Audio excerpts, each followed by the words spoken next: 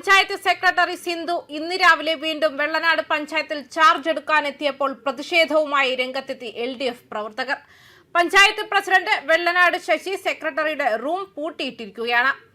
3-4 വർഷമായി വെള്ളനാട് പഞ്ചായത്തിൽ സേവനമനുഷ്ഠിച്ചിരുന്ന സിന്ധുവിന് കഴിഞ്ഞ കുറച്ചു നാളുകളായി പഞ്ചായത്ത് പ്രസിഡന്റ് വെള്ളനാട് ശശിയുമായി അഭിപ്രായ ഭിന്നതകളും പ്രശ്നങ്ങളും നിലനിന്നിരുന്നു.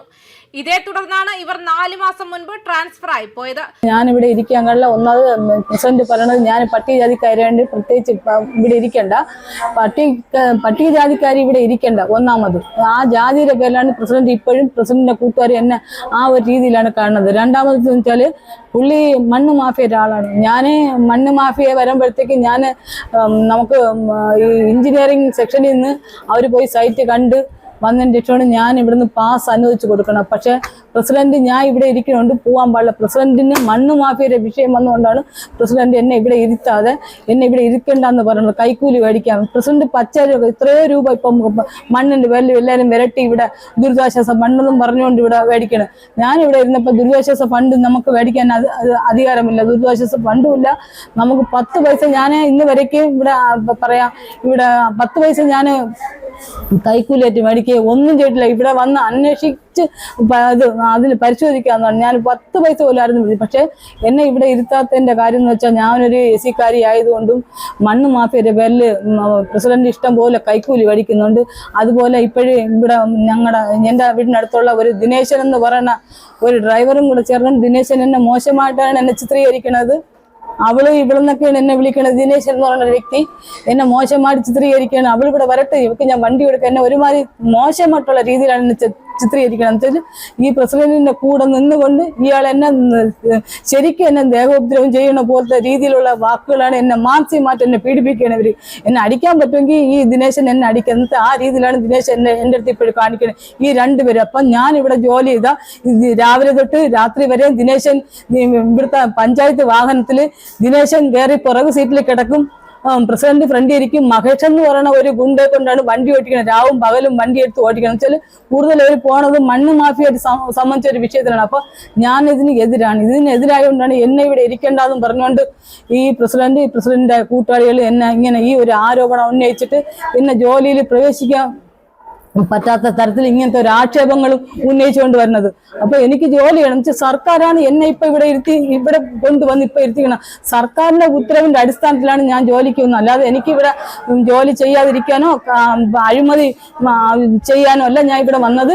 കഴിഞ്ഞ 6 മാസമായി ഞങ്ങൾ ഭരണ അധികാരത്തിൽ വന്നിട്ട്, പുതിയ പഞ്ചായത്ത് ഭരണസമിതി അധികാരത്തിൽ വന്നിട്ട് 6 മാസമായി.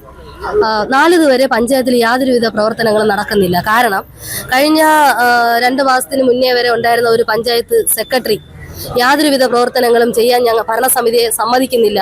പഞ്ചായത്ത് പ്രസിഡന്റ് ഒരു അജണ്ട ഇട്ട് കഴിഞ്ഞാൽ അത് വെട്ടുക, അവർക്ക് താല്പര്യമുള്ള അജണ്ടകൾ മാത്രമേ ഇടാൻ പാടുള്ളൂ. പിന്നെ ഒരു രീതിയിലും ഒരു ഗ്രാമസഭയാവട്ടെ ഈ പഞ്ചായത്ത് സെക്രട്ടറി പങ്കെടുക്കാറില്ല. ഒരു പഞ്ചായത്ത് ഭരണസമിതിയായിട്ട് സഹകരിച്ച് മുന്നോട്ട് പോകാൻ അവർക്ക് താല്പര്യമില്ല. അപ്പോൾ നിലവിലിപ്പോൾ കഴിഞ്ഞ മാസം 21-ാം തീയതി AISന് ജോയിന്റ് ഡയറക്ടർ നേരിട്ട് വന്നിട്ട് ചാർജ് കൊടുക്കുകയുണ്ടായി. ഈ AISന് ചാർജ് കൊടുക്കുന്ന സമയത്ത് 11 പഞ്ചായത്ത് കമ്മിറ്റിയുടെ മിനിറ്റ്സ് അവർ എൻട്രി ചെയ്യാനുണ്ടായിരുന്നു. അത് എൻട്രി ചെയ്തിട്ടില്ല. 409 ഫയലാണ് ഈ സെക്രട്ടറിയുടെ ലോഗിനിൽ പെൻഡിങ് കിടന്നത്. അപ്പോൾ ഇപ്പോൾ സെക്രട്ടറിക്ക് AISന് ചാർജ് കൊടുത്തതിന് ശേഷം AISും മറ്റ് ജീവനക്കാരും കൂടെ ചേർന്നിട്ട് ഈ ഫയലുകളൊക്കെ പെൻഡിങ് തീർത്ത് ഒരുവിധം ഞങ്ങളുടെ ഭരണസമിതി മുന്നോട്ട് പോകാനുള്ള ഒരു ട്രാക്കിലേക്കാണ് ഞങ്ങൾ വന്നത്. ഈ പഞ്ചായത്ത് ഇപ്പോൾ ഇവിടെ വന്നിരിക്കുന്ന വീണ്ടും ഇവിടെ ചാർജ് എടുക്കാൻ വന്നിരിക്കുന്ന ശ്രീമതി സിന്ധു, അവർക്ക് പഞ്ചായത്ത് പ്രസിഡന്റിന്റെ അടുത്ത് വ്യക്തിപരമായി വൈരാഗ്യം, അത് പുള്ളിക്കാരനെതിരെ കേസ് കൊടുക്കാനും മൊഴി കൊടുക്കാനും പോലീസ് സ്റ്റേഷനിൽ പോവുക, അതിനുവേണ്ടി വാഹനം ഉപയോഗിക്കുക, ഇതൊക്കെയാണ് അവരുടെ അജണ്ട എന്ന് പറയുന്നത്. പാവങ്ങളെ സഹായിക്കാനോ അല്ലെങ്കിൽ പഞ്ചായത്ത് എടുക്കുന്ന തീരുമാനങ്ങൾ നടപ്പിലാക്കാനോ ഇവർക്ക് സമയവും ഇല്ല, അവർക്ക് താല്പര്യവും ഇല്ല. അപ്പൊ അങ്ങനെയുള്ള ഒരു സെക്രട്ടറിയെ വെച്ചും കൊണ്ട് മുന്നോട്ട് പോകാൻ ഞങ്ങൾക്ക് താല്പര്യമില്ല. 20 പഞ്ചായത്ത് മെമ്പർമാരുള്ളതിൽ ഞങ്ങൾ 16 പേരും ഈ പഞ്ചായത്ത് സെക്രട്ടറിക്ക് എതിരാണ്. അവര് ഇവിടെ തുടരുന്നതിനോട് ഞങ്ങൾക്ക് താല്പര്യമില്ല. ഗവൺമെന്റ് ഇടപെട്ട് ഇവരെ ഞങ്ങൾക്ക് മാറ്റി തന്നാലേ പറ്റുള്ളൂ. അവരൊരു ഗവൺമെന്റ് ജീവനക്കാരിയാണ്. അവർക്ക് കേരളത്തിൽ ഏത് പഞ്ചായത്തിൽ വേണമെങ്കിലും പോയി ജോലി ചെയ്യാം. ഞങ്ങളെ 11 പേരെ ജീവനുണ്ടെങ്കിൽ ഇങ്ങോട്ട് കാണാൻ പറ്റില്ല. ഇനി വീട് സതീശനല്ല, ആര് വിചാരിച്ചാലും നടക്കില്ല. ഞങ്ങളെ കൊന്നിട്ട് കാറ്റ് കാട്ടും, ഇത് കാട്ടും, അല്ലാതെ നടക്കില്ല. ഞങ്ങളിപ്പോൾ സമരം തുടങ്ങിയേ ഉള്ളൂ. നാളെ LDFന്റെ ധർണയുണ്ട്, മറ്റൊന്നുണ്ട്. ഞങ്ങളിനിപ്പോൾ പിന്നെ സമരത്തിന് രീതി മാറ്റും. പിന്നെ ഒരുപാട് പ്രശ്നങ്ങളുണ്ടാവും. ഏത് പ്രശ്നം ഉണ്ടായാലും നേരിടാൻ പഞ്ചായത്ത് പ്രസിഡന്റ് ഞാനും ഏറ്റവും കൂടുതൽ നിൽക്കും ഞങ്ങൾ 10 പേരും തയ്യാറാണ്. പിന്നെ BJPയിലെ ആളുകളും ഞങ്ങൾക്ക് അനുകൂലം 5 പേര്. കോൺഗ്രസിലാകെ 4 ഉള്ളൂ. അതിൽ 2 പേര് രഹസ്യമായി ഞാനൊരു ധാരണയിലാണ്. ഇതാണ് സ്ഥിതി. പിന്നെ പഞ്ചായത്ത് എങ്ങനെ പ്രവർത്തിക്കുമെന്ന് എനിക്കറിയാം. പിന്നെ ഈ ഒരാളിനെ എങ്ങനെ കീഴടക്കണമെന്ന് എനിക്കറിയാം. എന്ത് പദ്ധതി ഇനി എന്ത് അഭ്യാസം കാണിച്ചാലും ഈ സെക്രട്ടറി വെച്ചാൽ ഈ പഞ്ചായത്ത് രാമനാണ് ഈ പഞ്ചായത്ത് പിരിച്ചുവിട്ടെ പ്രശ്നമൊന്നുമില്ല. പക്ഷെ ഞങ്ങളുടെ ഭാഗത്ത് ഒരു തെറ്റ് ഉണ്ടായിട്ടില്ല.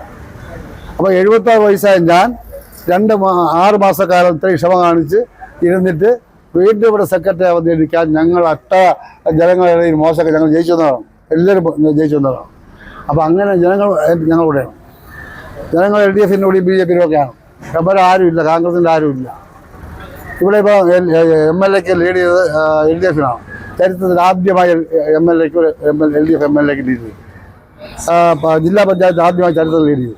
ഗ്രാമപഞ്ചായത്ത് 1600 വോട്ട് ലീഡ് ചെയ്തു. ഇപ്പോൾ കഴിഞ്ഞ 12 വർഷത്തിന് ഇവർ 2500 വോട്ട് 2500 ആയിപ്പോയി. ബാക്കി പോയി. അത് ഞാൻ മാറിയ ശേഷം ഞാൻ ജില്ലാ പഞ്ചായത്ത് 2ാം മത്സരം ജയിച്ചു. അപ്പം നമുക്ക് വേറെ പ്രശ്നമൊന്നുമില്ല. അവർക്ക് അവർ 2 പ്രാവശ്യം അവിടെ ഇരിക്കുന്നു. നമുക്ക് ഉൾക്കൊള്ളാൻ പറ്റില്ല, നമ്മൾ ചോദിക്കാൻ പറ്റില്ല.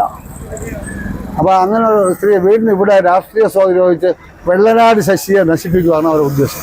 പുതിയ സർക്കാർ അധികാരത്തിൽ വന്നതോടെ സിന്ധുവിനെ വീണ്ടും വെള്ളനാട് പഞ്ചായത്തിൽ നിയമിക്കുകയായിരുന്നു. ഇന്ന് രാവിലെ ചാർജ് എടുക്കാൻ എത്തിയപ്പോഴാണ് ഭരണപക്ഷമായ LDF പ്രതിഷേധവുമായി മുന്നോട്ട് വന്നത്.